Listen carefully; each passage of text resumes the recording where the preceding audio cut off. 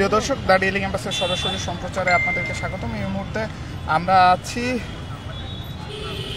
43তম বিসিএসের যে ক্যাডারবৃন্দরা রাজু ভাস্কর্যে যে আমরণ অনশনে বসেছেন, সেই আমরণ অনশনের এখানে আমরা রয়েছি। আমরা দেখছি তাদের ভিতর থেকে 4 জন অসুস্থ হয়ে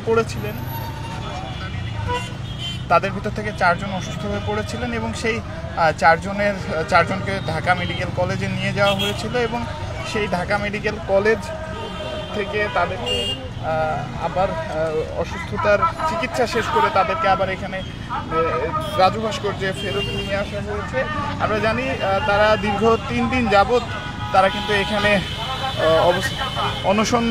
অনশনে বসেছিলেন। আমরা দেখছি প্রায় প্রত্যেকেই স্যালাইন লাগানো অবস্থায় কিন্তু এখানে এসেছে। আমরা সেটি আপনাদেরকে দেখানোর চেষ্টা করছি।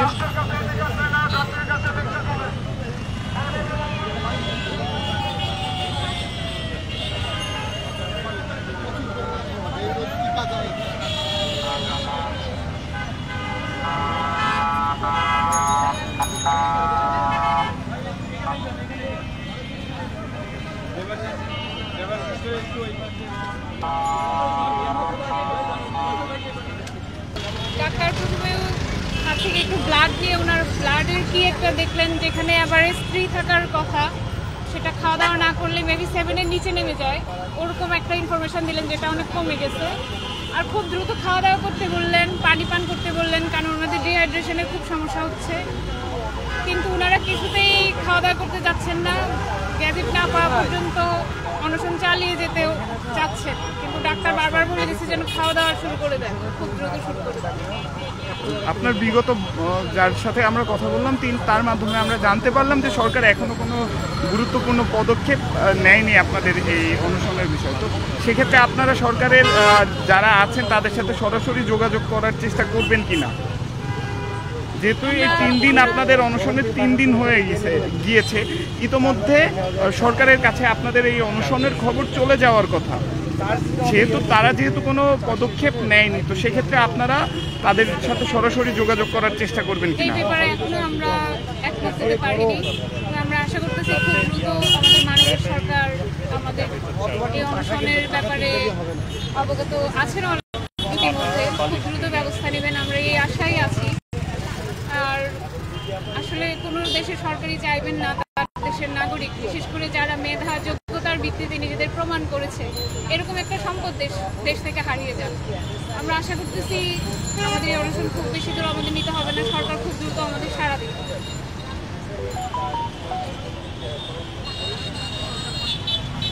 প্রিয় দর্শক, এতক্ষণ আপনাদেরকে দেখাচ্ছিলাম এই যে এখনো যে যারা অসুস্থ, যে 4 জন অসুস্থ ক্যাডারবৃন্দ হাসপাতাল থেকে এসেছেন, তাদের যে স্যালাইন, সেই স্যালাইন কিন্তু এখনো টানানোর ব্যবস্থা করছে না। আমরা ভাই যাচ্ছে না, না ভাই, এটা নয়, ওই যে এটা ভাঙার মোড়া দেন ভাই। হ্যাঁ, এটা একটু ইয়ে করেন, হ্যাঁ এরকম করে আপনি বটেন।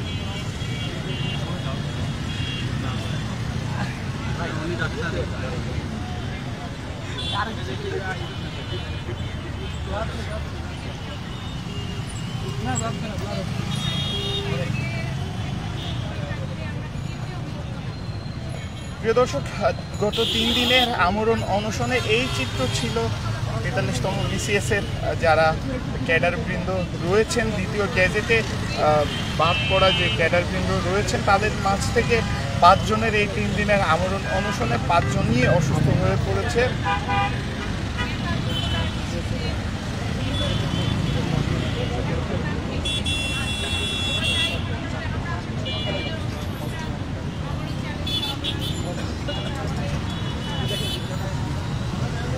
প্রিয় দর্শক, এতক্ষণ দ্য ডেইলি ক্যাম্পাসের সরাসরি সম্প্রচারে থাকার জন্য আপনাদেরকে ধন্যবাদ। পরবর্তীতে আরও কোনো তথ্য কিংবা সংবাদ নিয়ে আপনাদের সামনে হাজির হব। ততক্ষণ পর্যন্ত দ্য ডেইলি ক্যাম্পাসের সাথেই থাকুন।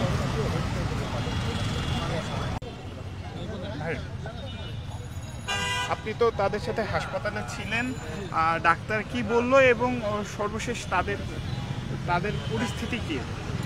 আপনারা জানেন যে আমাদের ভাইরা প্রায় 48 ঘন্টার বেশি সময় ধরে অনশনে আছেন।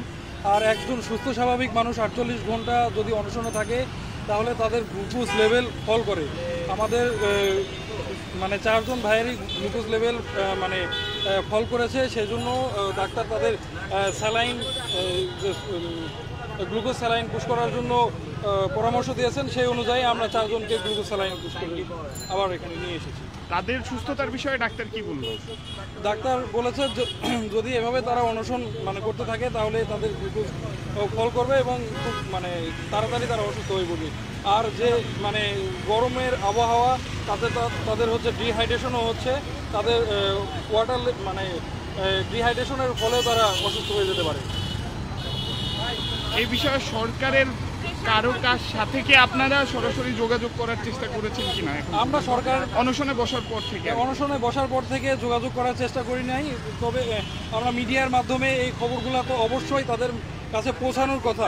এখনো পর্যন্ত সরকারের পক্ষ থেকে আমাদের সাথে এখনো যোগাযোগ করা হয়নি। সরকার মনে হয় চাচ্ছে যে আমরা এখানে না খেয়ে মরে যাই। আমরা রাষ্ট্রের প্রথম শ্রেণীর কর্মকর্তা হিসেবে একবার গেজেটভুক্ত হওয়ার পরেও আজকে এসে আমাদের রাস্তায় নামতে হয়েছে। এর জবাব অবশ্যই সরকারকে দিতে হবে।